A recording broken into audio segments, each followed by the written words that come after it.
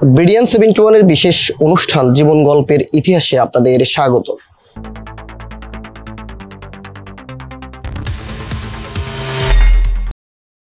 এই অনুষ্ঠানে আমরা একজন অতিথির জীবনের নানা গল্প তুলে নিয়ে আসি। আজ আমাদের অনুষ্ঠানে অতিথি হয়ে আসছেন ডক্টর শহীদুল্লাহ হলের একজন ওয়ার্ড বয়। আপনাকে আমাদের অনুষ্ঠানে স্বাগত। আপনাকেও স্বাগত। ছোটবেলা থেকে পড়াশোনা ছিল, আমাদের অবস্থা তো বেশি ভালো না, যা জমি জমা কিছু আছে যাই মোটামুটি চলতো, কিন্তু আমাদের 4 বোন 2 ভাই, সেজন্য আমার দাদি ছিল ব্রিটিশ আমলের লোকজন, ওরা পড়াশোনার গুরুত্ব জানতো না। আমি স্কুলে যাইতে চাইতাম, বলতে গিয়ে যাওয়ার প্রয়োজন নেই। তারপরে আমার মামা ছিল, উনি শিক্ষিত, উনি পাঠাই দিছে।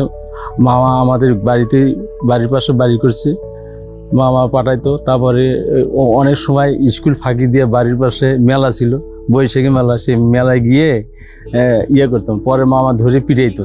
তারপরে মামাতে ঢাকা ইউনিভার্সিটির 2 বছর পর টিচার হওয়ার পরে উনি গিয়ে বললো, তাই আমি ঢাকা বিশ্ববিদ্যালয়ের টিচার হয়েছি, তোমারও এরকম মানুষ হইতে হবে, আমার মতো হইতে হবে, এইভাবে করতো। কিন্তু আমার যে পরিবার থেকে পড়াশোনার প্রতি তেমন একটা ছিল না। আমি যত করছি, এরপরে গ্রামে হাই স্কুল প্রাইমারি পাস করার পরে গাইবান্ধা ইসলামিয়া ওই যে হাই স্কুল ছিল, ওখানে 6 ভর্তি হয়েছে।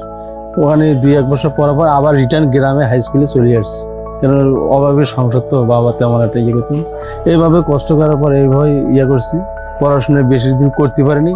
পরে মামা হঠাৎ করে একদিন বাড়িতে গেল, নিয়ে আসার পরে ঢাকাতে আনার পরে তো এক জায়গায় কোম্পানি চাকরি দিচ্ছিল, ওখানে প্রায় 8-9 বছর চাকরি করার পরে মামা এই এপিএস হলের প্রবোস হওয়ার পরে উনি কিছুদিন পরে আমার এই চাকরির ব্যবস্থা করছে। আমি চাকরি করতেছি। আমার 2 ছেলে, এক ছেলে ঢাকা বিশ্ববিদ্যালয়ে অ্যাডমিশন দিবে, আর একজন ক্লাস 5-এ ইউনিভার্সিটি ল্যাবরেটরি হিসেবে পড়াশোনা করতেছে। আমার বড় ছেলে ইউনিভার্সিটি ল্যাবরেটরি পড়াশোনা করছে ওখান থেকে। ওর বাড়িতে কাজ, কোনো ছাত্র অসুস্থ হলে তার খোঁজ নেওয়া, বা অসুস্থ হলে তার ডাক্তার ইউনিভার্সিটি হাসপাতাল ওখানে নিয়ে আসা, বা যদি বেশি অসুস্থ তখন কল করতে হয়, অ্যাম্বুলেন্স আসে, অ্যাম্বুলেন্স করে নিয়ে গিয়ে ওখানে ডাক্তার দেখে ওষুধপত্র দিলে আবার নিয়ে এসে রুমে দেওয়া, ওষুধপত্র আনি দেওয়া, যা যা প্রয়োজন দেওয়া, বা খাবার আনি দেওয়া মেস থেকে, ক্যান্টিন থেকে। আমার রিজিক, আমি চাকরি করি, এটাই বিনিময়ে আমি চলি। এটা সঠিকভাবে দায়িত্ব পালন করতে হবে। আর আমার ইচ্ছা যে কোনো ছাত্র যাতে কোনো সমস্যা না হয়, যে আমার ডাকি পাইল না। ঢাকা শহরে যা আছে এটাতে চলা যায় না। 20-25 হাজার বা 30 হাজার টাকা সর্বোচ্চ, তো 35 হাজার পাইলেও এটা বিভিন্ন ফান্ডে কাটিয়ে রাখে। যেমন পেনশনের ওটা বিভিন্ন খাতে দেওয়া যায় 30 হাজার 32 হাজার। এখানে 4 জনের ফ্যামিলি নিয়ে চলা খুব কষ্ট।